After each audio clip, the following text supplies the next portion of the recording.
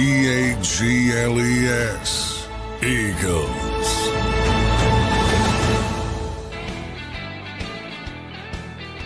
Welcome in, everybody, to a new week here on Birds 365, a Monday edition of the show, brought to you here on JAKIB Sports from 8 to 10 a.m. Johnny Mac, how you doing in this Monday morning, brother, as we kick off another week, inching closer to the NFL draft and football relevancy again?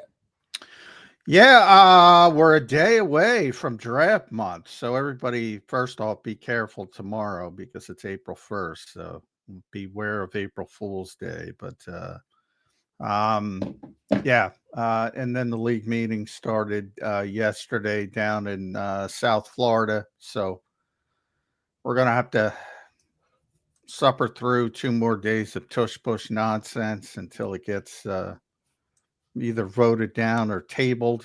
I don't think anyway it's passed, but you've seen some of the stories. They're going to milk this thing until there's no, I guess, juice it till there's nothing left. And that hopefully it'll end tomorrow, but it'll be back. Just a matter of when. They'll be milking it. They're down in Palm Beach for the meetings. We've got plenty of stuff to talk about. We're going to talk about some coaching staff. Today, Johnny Mac, I saw you right about that. The Eagles put their final coaching staff out on X. I saw that on their website, so we'll talk about that a little bit. We'll talk about filling out the rest of this roster. We're going to have Chris Franklin in hour number 2. So for those who listen in on our Monday shows every week, normally we have the great Jeff Kerr. Jeff Kerr does baseball, so the Phillies home opener is today. So he will not be with us. He'll be with us on Thursday. Maybe some weather. Phillies home opener. So. I'm not going to the game. I was supposed to go to the game. The station had gotten us tickets, but I'm not going because I don't want. I can only go to so many games. I'm not going to go to one where I'm rained out. But so we'll see what happens to Jeff Kerr. But he'll join us on Thursday. We'll talk to Chris Franklin in hour number 2 today, and then we'll talk a little bit about this coaching stuff. I do want to run the tush push thing by. I know we're beating a dead horse here, but at the end of the day, there is some new developments in it, John, because we talked about how the Packers made the proposal, and you had said on this show. Such a bad proposal, by the way. It was a terrible proposal, not worded the right way.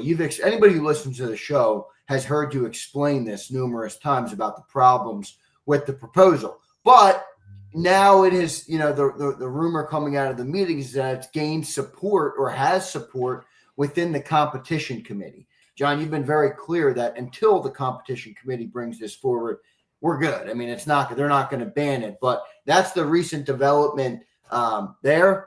Nick Sirianni spoke about his former coaches that he wants to vote on his side. So we'll see if they vote with him. I saw you put out, he's flexing his coaching tree. But outside of that, John, what are the developments here as the competition committee has now gotten hold of the tush push ban supporting it? Yeah, well, I think that's a positive step for the people that want it banned. The fact that the competition committee is now sort of at least there's some support for it. And until that happened, to me, it was always going to be a non-starter. So I think, Diana Rossini did Friday. I think people got a little bit hyped up about, and that's what she was talking about. It is advancing, but the last time they brought it up, they never voted on anything because it quickly got diminished and there was no support. And I think if you look at it logically, what she's saying is there's more support now than then to ban it. But I still don't think you get to 24 votes, and that's what you need, 24 of the 32 owners. That's what you need. And Nick can lobby his old coaches as much as he wants, but they're not the ones voting now. In traditional organizations, some Jeffrey Lurie's going to listen to his people. Other people are not going to listen to their people and do what they want to do. Depends what kind of owner you have. Yeah, it depends what kind of exactly. So that's part of it. But I mean, the fact that and I've been eventually get used to it. It's gone eventually. I don't think it's gone Tuesday when they're scheduled to have the vote, but eventually it's leaving the game. But they're going to have to rework it and redo it differently. And what they had pre-2005 for those who don't remember, those who aren't longtime fans, it was illegal. You could not aid runners. You could not push runners. And in 2005, they changed the rule out of nowhere, which was probably a mistake at the time. And the reasoning at the time was it was too difficult to legislate, which I think is incredibly. I mean, I think it's so easy to legislate as opposed to, say, pass interference, where it's subjective. You push somebody, it's a penalty. That's pretty that's pretty easy to legislate. And I think eventually that'll come back to the pre 2005.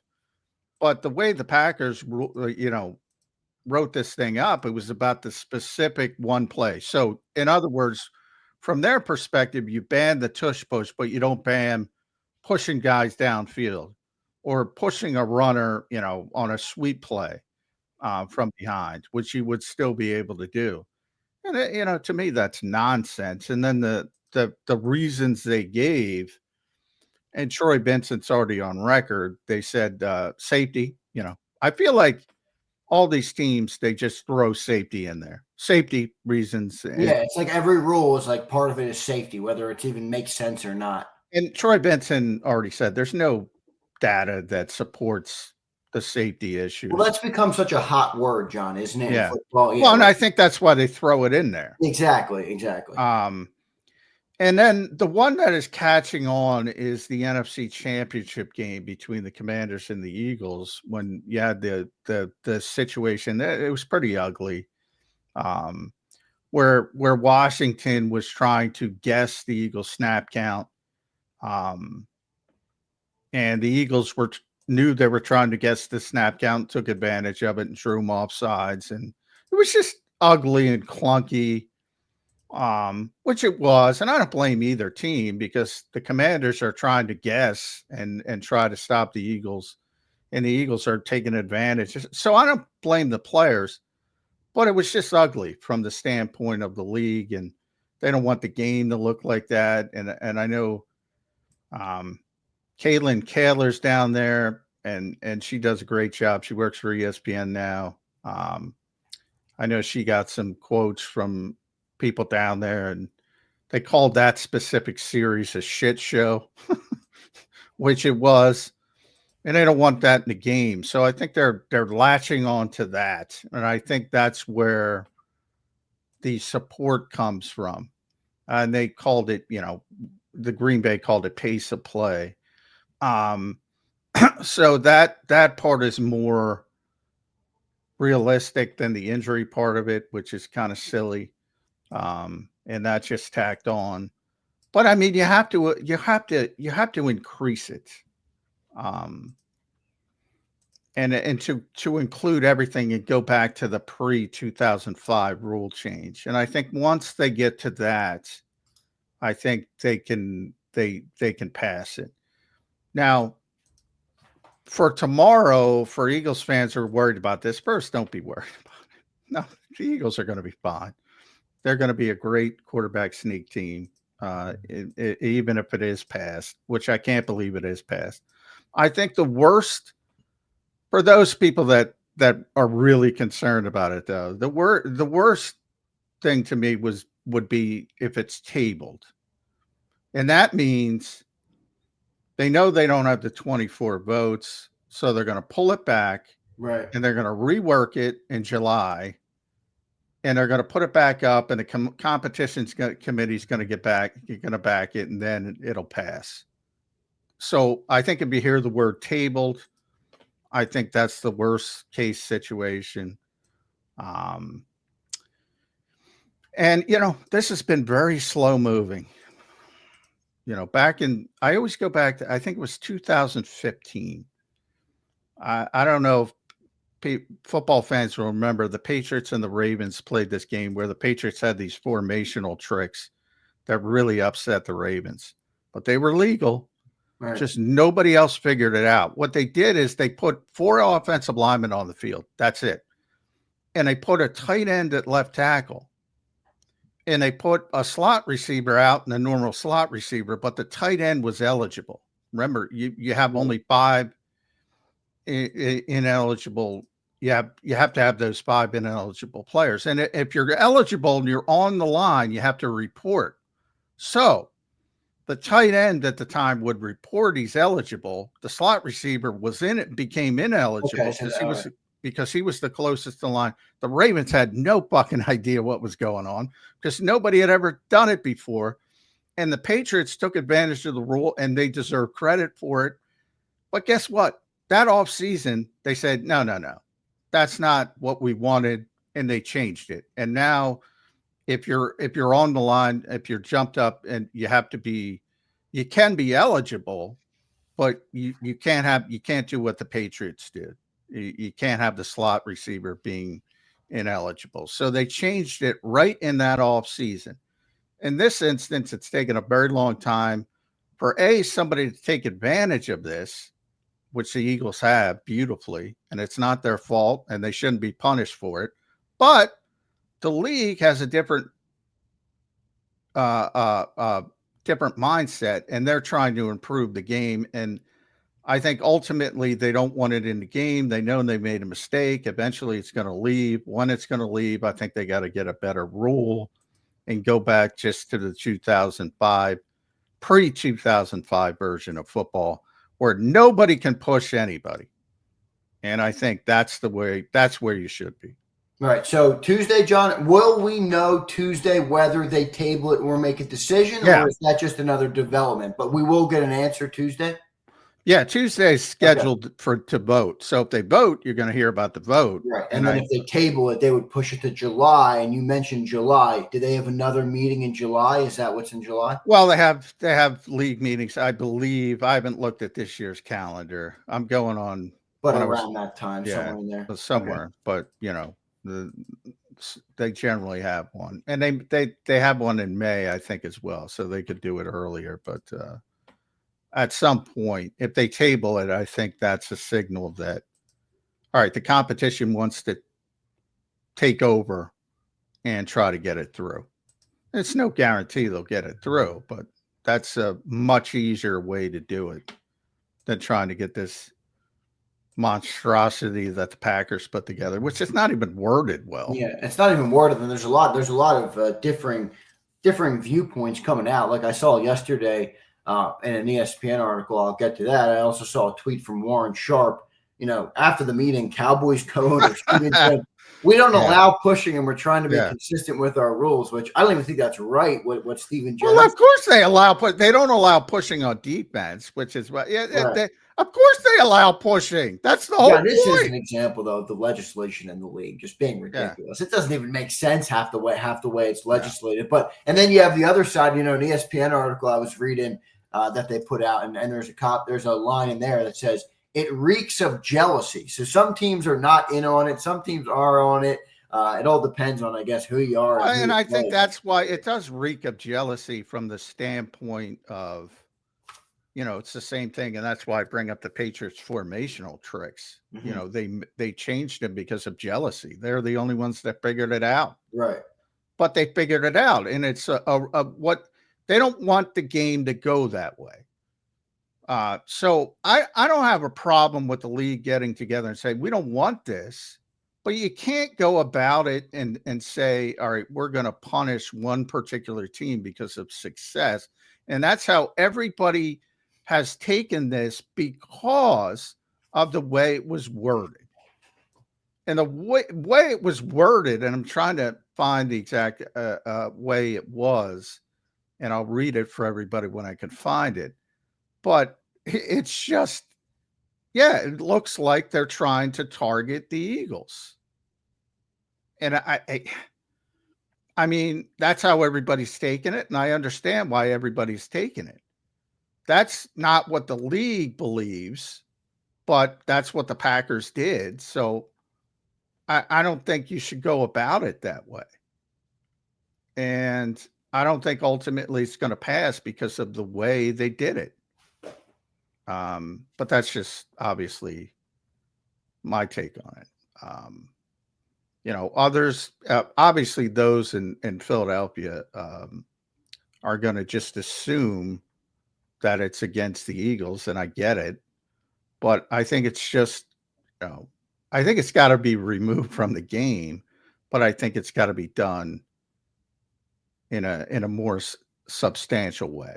It's amazing that we've made it to this far. How many years of football? How many years of the NFL? And we're legislating this play now. Like common sense would be like, oh, we have 1,600 pounds of offensive linemen on the line. You would think people would be doing this forever. And by the way, as I said, the Eagles have been a great quarterback sneak team before it. Yep. They will be a great quarterback sneak team after it because of their quarterback and their offensive line. They actually had a higher snap successful percentage when Carson Wentz was running it in 2017, and they were just running the conventional quarterback sneak. They will be just as successful.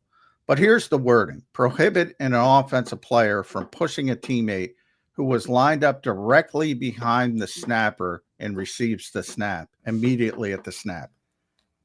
First of all, grammatically, that's horrible. Secondly, but I digress. Secondly, that means you could just blank them as long as you're not directly behind them, which the Eagles do sometimes. So you sort of a wing formation.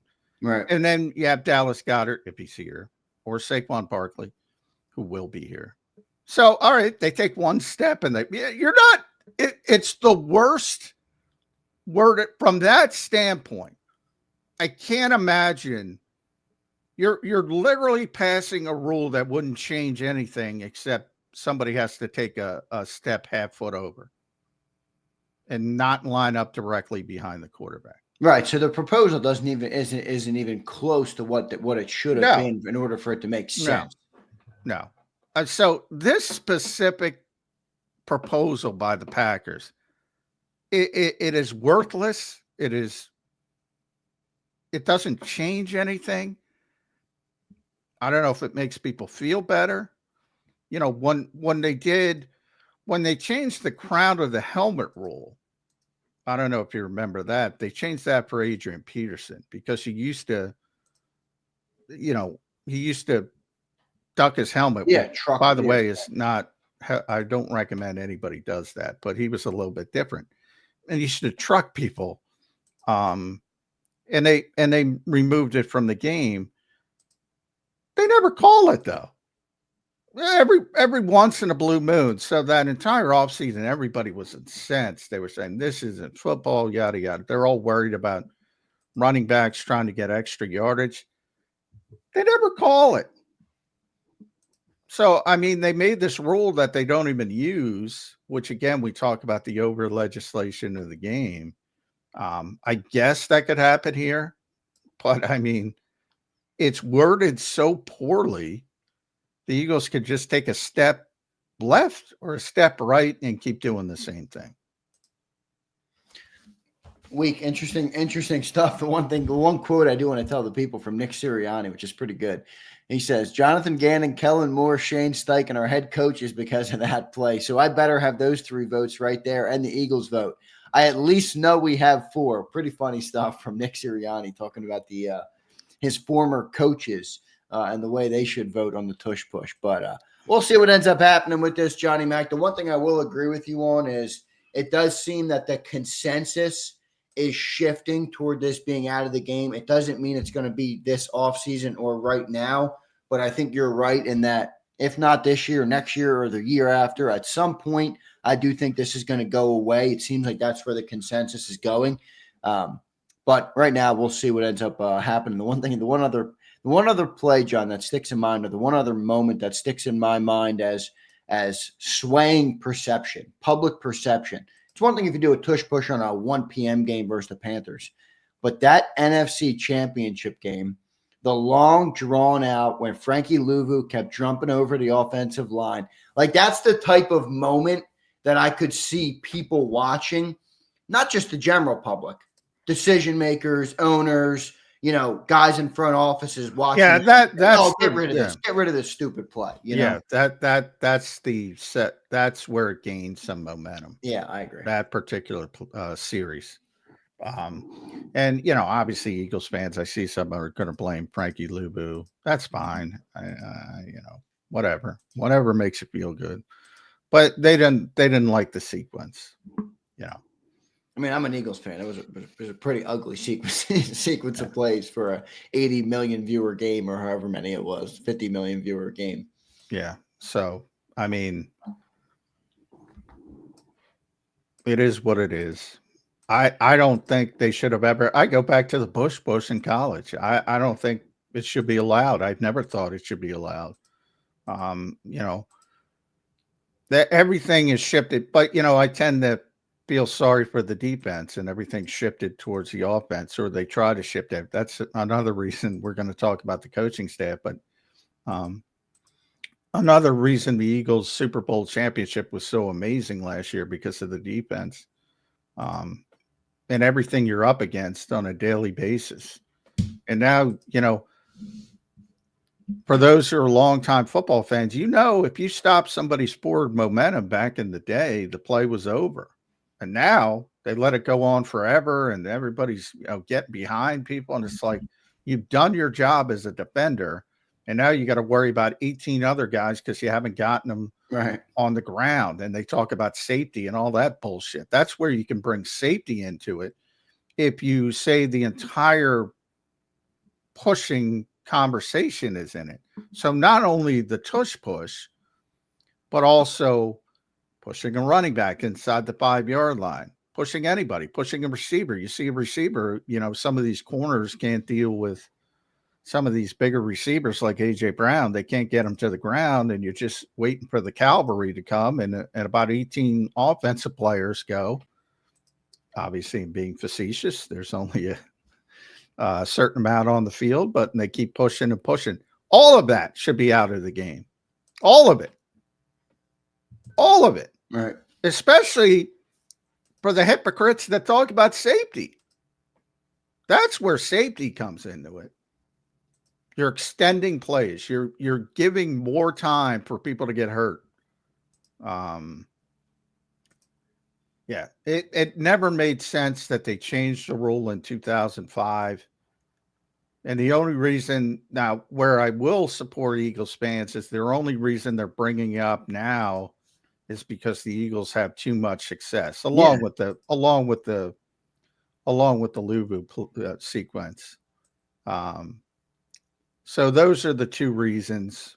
And that's what pisses me off. Like if it's such a non-football play, then why don't more teams do it right now? Josh Allen's a great quarterback you can do it with. And as we speak right here on Birds 365, I want to thank everybody for being here. There are coaches at the meetings talking to reporters 13 minutes ago. Sean McDermott is not in favor of the tush push. He's very anti-push and suggests there is injury risk and the pushing. He doesn't think that element is fair. And then Kevin Stefanski, the Browns head coach, I don't think it should be legislated out of the game. That's a direct quote from Kevin Stefanski. So there is a lot of conflicting opinions on this. You know, I think it's interesting you bring up those two guys. One's a defensive guy who, by the way, has had the second most success using it, or his offensive staff has, Buffalo. And one's an offensive guy, Kevin. So you kind of see, the defense, it's not fair to the defense, but nothing's fair for the defense. Yeah, but why is McDermott saying there's injury concern when the data already came out about that? I don't know. You know, again, there's so much hypocrisy around the injury issue. Well, but that's where it's, but John, the one part about that is that's where it falls into exactly what you've been saying, why what you're saying is important, because the way they brought it forward doesn't make sense. And then you have Sean McDermott out there saying there's injury risk. That's not really what the basis should be on if they want to get this removed. Yeah, I would focus, as you said many times on the show. I would focus on pace of play, which was the other reason that they cited too, injury risk and pace of play. I would focus if I, wanted to push this through, I would focus on pace of play because Troy Vincent has already said the injury data is not there to support the other one. But again, basically, there's so much injury risk in football. The hypocrisy over it, it's a pet peeve of mine personally, because people will bring it up when they want it brought up and people will ignore it when they ignore it. one thing I always say about hypocrites, they don't care that they're hypocrites. So there's no use getting upset about it. I mean, they're hypocrites. But, if you want to, and I've said this pretty consistently, if you want to play NFL football, there's an injury risk on every play. Yeah, I mean, if you could legitimately ban the entire game of football. Well, that's what I said. If you're being honest, route, yeah, I've said this numerous times. If you're being honest, and I'll have that conversation with you, and you want to ban football, you can make some good points, but you can't say, "Oh, I'm taking the kickoff out, and it's more bullshit. Tush push injury bullshit." And you're not even worried about injuries. You're worried about one specific type of injury, and that's concussions. Like, nobody cares about torn ACLs. Like, if Carson Wentz is on the field playing through a torn ACL, and he's converting a 2-point conversion and scoring a touchdown with a torn ACL. Joe Flacco did it, I think, once. He's playing with a torn ACL and he's got no movement. And everybody's like, what a tough guy. What a tough guy. Right. Well, A, yes, tremendously tough guy. B, pretty significant injury risk when you got a guy out there who can't move. But nobody gives a shit. John? Carson Wentz threw a touchdown on a torn ACL. Yeah, that's when I brought up Carson. Oh, okay. That again, hypocrisy. Nobody cares. You care about, and they don't even care about that, to be honest.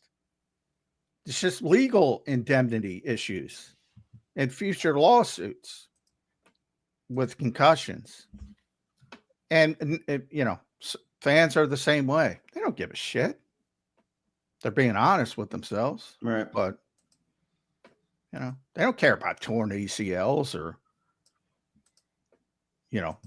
tearing triceps in the Super Bowl. Or sorry, but I think it's all bullshit on the injury stuff. I really do. I'm not saying injuries aren't a thing here, but I think people use that excuse when they want something to go their way. When they don't bring it up. It's football. I mean, this is it. They all decided to play this physical game. I mean, I think it's pretty stupid. But anyway, I digress. Let's move on a little bit. Last word on this is Shane Steichen says Nick Sirianni talked to him about the Tush Push support. Steichen says he's in favor of the play staying. So there you go. Shane Steichen will listen to Nick Sirianni, and he will not go against the Tush Push of the Birds. We will keep you guys posted on that. Unfortunately, Nick, Shane ain't voting. No, Shane ain't voting. And he's got a wild card. Yeah, his owner's a wild card, baby. Yeah. That's kind of my point. But, Indianapolis will probably I think he'd listen to Shane. But, yeah, the coaches ain't voting. That's pretty wild. They need 75% of owners to get to move. Well, they want to make the bar difficult because but sometimes there's a lot of other more important things they're talking about this week down there. 18 games. They're going to start that conversation. Change in overtime, which, by the way, the Eagles have were the ones that put that forward, making it. And by the way, I support this. Common sense is they have different overtime rules for the regular season and the postseason. Well, that's fucking stupid. So they want to make them more uniform. And I apologize for my first F-bomb. But, even if you want to go back to when they changed overtime to begin with, that was an overreaction to anecdotal evidence. The NFL is way too reactionary to what happens in the moment. Right now, they're also this week, more important, talking about changing the seeding proposals because you have these shitty division winners getting home playoff games versus 14-win teams. I agree. Well, guess what? I happen to agree with that, but I happen to agree. I happen to agree with the way it is now. Where you like that? You like that the division winners? Yes, you reward division winners. Right. All right, that's fair. If you don't reward division winners, you erode the value of winning your division, and that's a slippery slope. And you've seen it with overtime. Right. When you're trying to placate people, Yeah, I get it. On one year, some undeserving team might get a home playoff game, and some 14-win team might. And by the way, they could have won the game and not gotten bounced. There's nothing illegal about it. Yeah. But as sport, what makes football popular, one of the many things is the scarcity of games, and they keep going up, and that the playoffs mean something. Whereas in other sports, you can argue they don't mean as much because they keep increasing, they keep removing seedings. At least in the NFL, your first goal, and you'll hear every single coach in training camp say, win the division. That's our first goal. Win the division, win the division. Right. If you're not giving them something for winning the division, you're going to eroding. create a larger drop off from the top teams to the bottom teams too. And you're eroding rivalries, which is a big deal in other sports. That is every time you do this kind of stuff, it's that slippery slope. So it's not as important that you beat Dallas or Washington, and the Eagles beat everybody. So it hasn't mattered in the past couple of years. But when you have these legitimate rivalries, best rivalry in the NFL to me is Pittsburgh-Baltimore. If you take away the division crown, right, you lose that. Green Bay, Chicago has been around since 1920, since the start of the NFL. Why does it matter? Well, hey, it's a good point by you. It keeps more of the league alive doing it that way. What about this as a rebuttal to this specific thing? I don't know if this is even ever going to be changed, but division winners get into the playoffs, but the seeding is based on record instead of, making them 1 through 4. No, because I think it's important to give a division winner a home playoff game. Yeah, because that's part of the reason that they want to win. Yeah. Yeah.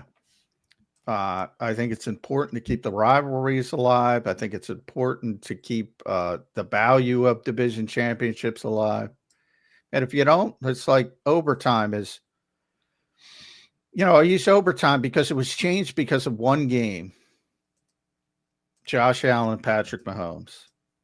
And it was so exciting, and everybody got so excited, and Josh Allen never got a chance to touch the ball. Well, technically he did, but his defense didn't support him. And I find it ironic because people bring it up, and, the Eagles won the Super Bowl in a non-traditional fashion that, a lot of Eagles fans will pump out their chest. We won the game. We won old school football. We ran the football and played defense. All right.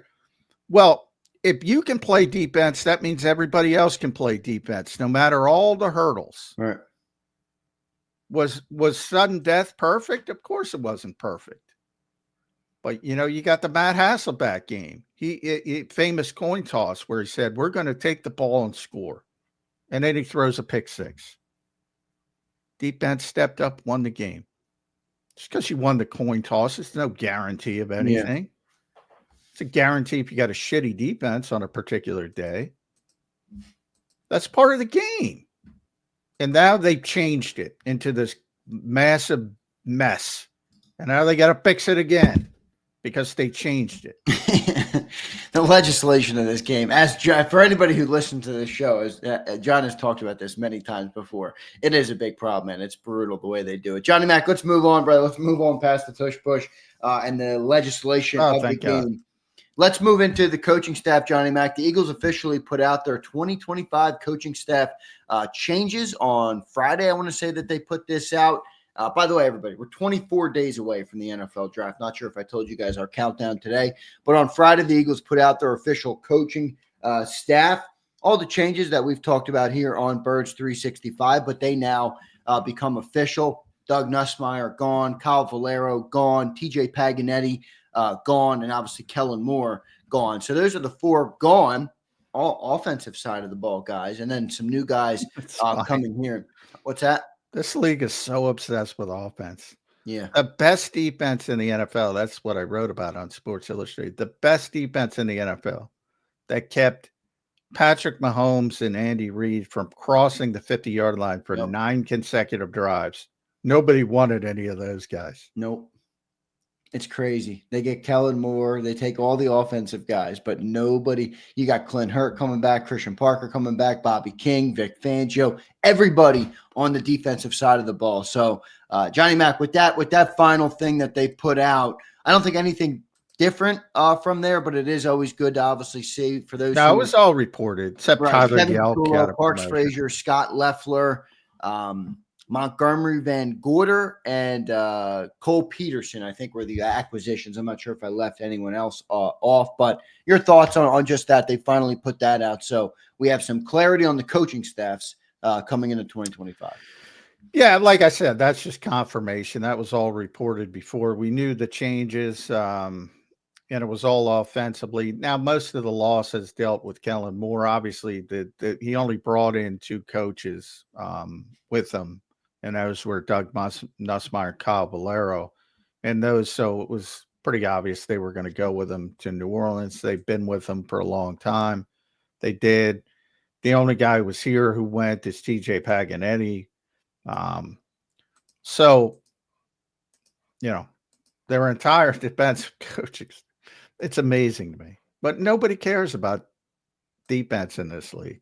Now, Vic wasn't going anywhere. Vic has said this is his last stop. So, but anybody could have had, because they changed that rule a couple years ago. It used to be if guys were under contract, you could prevent them from leaving for coordinator hirings. But now you can't, because that's a significant promotion. So anybody could have made Christian Parker a defensive coordinator or made Clint Hurt a defensive coordinator, which he already was in Seattle, or made Bobby King a defensive coordinator. Anybody who had an opening. That's the silver lining. All those guys stay. And, if you're being honest, their job was a lot more impressive than Kellen Moore and the offense's job. It was. It really was. It's just the way it is. And I think Kellen's a good coach, and I think he'll be fine. And I love Doug Nussmeier. But, they were number 8 when people got run out of town, and they're number 8 with these guys.